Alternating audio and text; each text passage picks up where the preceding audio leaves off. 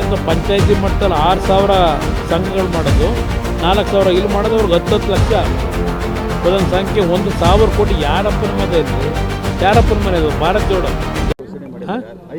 ಯಾವ 5 ಲಕ್ಷ ಇದು ಯಾಂಥದ್ದು? ಭಾರತ್ ಜೋಡೋ ಮಾಡಿರೋ ಯುವಕರನ್ನೇನೋ ಸಂಘಟನೆ ಮಾಡೋದಕ್ಕೆ ಅದೇಂತ ಪಂಚಾಯತಿ ಮಟ್ಟದಲ್ಲಿ 6,000 ಸಂಘಗಳು ಮಾಡೋದು, 4,000 ಇಲ್ಲಿ ಮಾಡೋದು, ಅವ್ರಿಗೆ 10 ಲಕ್ಷ ಒಂದೊಂದು ಸಂಖ್ಯೆ 1,000 ಕೋಟಿ. ಯಾರಪ್ಪನ ಮನೆ ಏನ್ರಿ? ಯಾರಪ್ಪನ ಮನೆ ಇದು ಭಾರತ್ ಜೋಡೋ? ಯಾರವರು?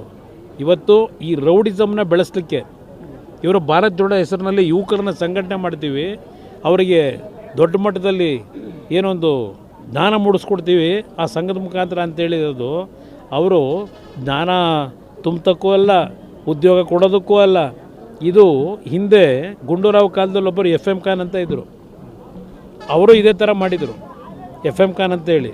ಆ ಸಂಸ್ಕೃತಿಯನ್ನು ಈ ರಾಜ್ಯದಲ್ಲಿ ಪುನಃ ತರ್ತಕ್ಕಂಥದ್ದಕ್ಕೆ ಭಾರತ್ ಜೋಡೋ ಹೆಸರಿನಲ್ಲಿ 1,000 ಕೋಟಿ ನಾಡಿನ ಜನತೆಯ ಬೆವರು ಸುರಿಸಿರ್ತಕ್ಕಂಥ ತೆರಿಗೆ ಹಣ, ಅದನ್ನು ಇವತ್ತು ಸಂಘಗಳ ರಚನೆ ಮಾಡ್ತೀನಿ ಅಂತೇಳಿ ಯಾವನ್ರಿ DC ಗಳಿಗೆ ಹೇಳಿ ಅವ್ರ ಮುಖಾಂತರ ಸಂಘ ರಚನೆ ಮಾಡ್ತಾರಂತೆ, ಅವರ ಮುತುವರ್ಜಿಲಿ.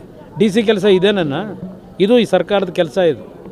ಅದರಿಂದ ಅಲ್ಲೆಲ್ಲೋ ಯಾವುದೋ ಇಸ್ಪೀಟ್ ಆಡೋಕ್ಕೋ ಮತ್ತೊಂದಕ್ಕೋ ಎನ್ಕರೇಜ್ ಮಾಡ್ಕೊಳ್ಳಿಕ್ಕೆ ಇವತ್ತೇನು ಹೊರಟಿದ್ದಾರೆ ಗೊತ್ತಿದೆ. ಬೆಂಗಳೂರು ನಗರದಲ್ಲಿ 68 ಜಾಗದಲ್ಲಿ ಈಗ ಇಸ್ಪೀಟ್ ಕೇಂದ್ರಗಳು ನಡೀತಾವೆ, ಕೇಳೋರಿಲ್ಲ ಇವತ್ತು.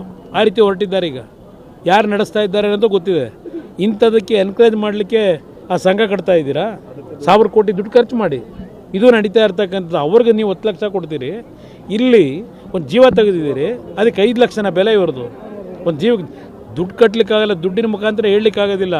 ಅವರು ಬಡತನದಲ್ಲಿರ್ತಕ್ಕಂಥ ಕುಟುಂಬಗಳು, ಅದಕ್ಕೆ ಕನಿಷ್ಠ ಒಂದು 50 ಲಕ್ಷ ರೂಪಾಯಿ ಆದರೂ ಕೊಡಬೇಕು ಅನ್ನೋದು ನನ್ನ ಅಭಿಪ್ರಾಯ. ಯಾವುದೇ ಸುದ್ದಿಯ ಅಪ್ಡೇಟ್ ಅನ್ನ ಮಿಸ್ ಮಾಡ್ಕೊಳ್ಬಾರ್ದು ಅಂದ್ರೆ ಈಗ್ಲೇ ಒನ್ ಇಂಡಿಯಾವನ್ನ ಸಬ್ಸ್ಕ್ರೈಬ್ ಮಾಡಿ. ನಿಮಗೆ ಬೇಕಾದ ಭಾಷೆಯಲ್ಲಿ ಎಲ್ಲಾ ಸುದ್ದಿ ತಿಳಿಬೇಕು ಅಂದ್ರೆ ಒನ್ ಇಂಡಿಯಾ ಆಪ್ ಅನ್ನ ಡೌನ್ಲೋಡ್ ಮಾಡ್ಕೊಳ್ಳಿ.